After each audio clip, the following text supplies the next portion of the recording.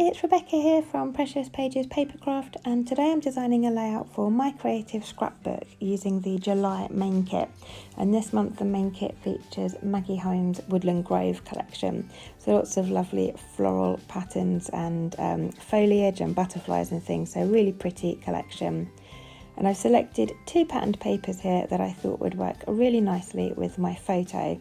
And it's of my little boy stood in front of a vintage bicycle with lots of pink florals just sort of dangling down and arranged over it.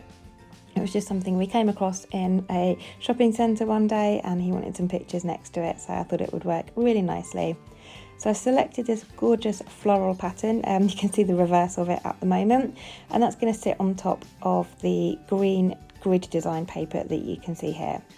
And I'm actually scrap lifting myself today. This layout is a copy of one that I did a long time ago, and I loved it so much, and I think it works really nicely with florals. So I'm cutting two large triangle shapes, one slightly larger than the other, and I'm going to layer those on top of each other so that the one underneath one is slightly larger. So you can just see a little bit of that paper underneath, like so. And I have a bit of a meltdown here trying to remember how I achieved it before. So I actually had to pause the camera and go off and dig out the old layout from my album. And it just so happens I just needed to trim that green paper down a little bit at the top, which I've just quickly done off camera. And I've decided I want my triangles to have a more sharper point, so I wanted the sides to come down at more of a steep angle. So I'm just trimming slightly the edges of that off, and then when I'm happy with that, I'm going to get those stuck one on top of each other onto my background. And I love how these two papers look together.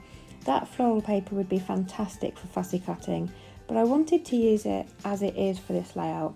But it is quite busy for me, and I normally shy away from the busier patterns.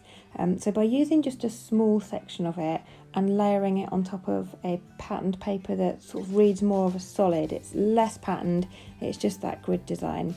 And it kind of takes away from the busyness of it, I find. So I've just cut a small section of that one.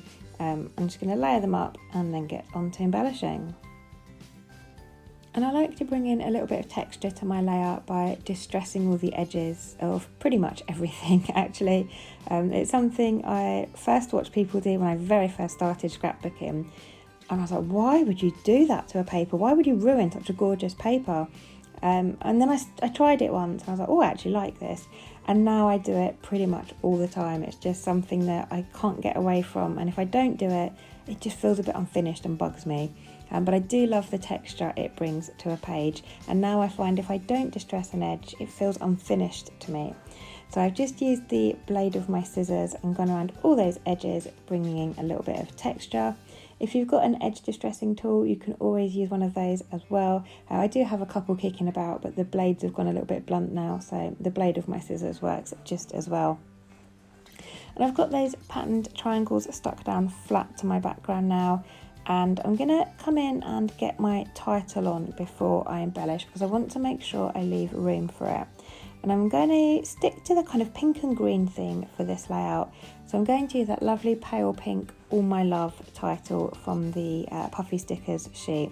And I love this sheet. There is so much on it. It's 2 6x12 sheets of Puffy stickers, and they're just fantastic and work with sort of every pattern paper in this collection. Really pretty. So I'm going to use that for my title. I've added a sheet of pink patterned paper behind my photo, and again obviously distress the edges just so that it doesn't get lost against that busy floral paper. It's got more solid colour around it now, and it just helps that photo to pop and stand out a bit more. I've also added a bit of craft foam behind it, so that also helps it pop off the page as well. And then I've got my title in place to the left of my photo, and now I can just work my way around embellishing. So this is the fun part for me.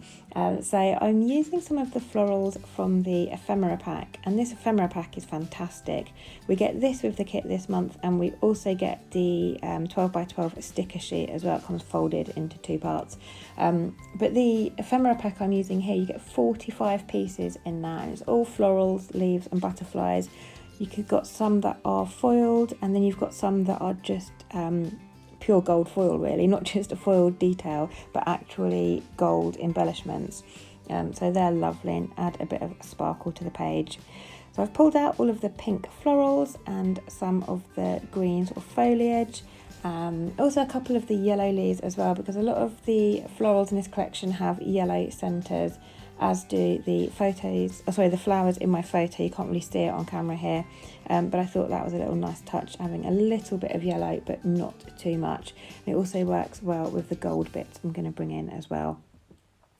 So I'm raising most of these florals up with foam pads. Again, just brings in a little bit of dimension to the page.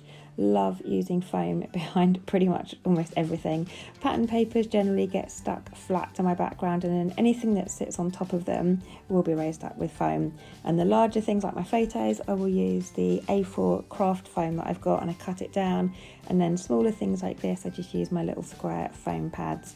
And I love the way it looks. It makes things look a bit more realistic because they're more 3D. You can bend parts of them up, like the petal edges and leaves and the little buds.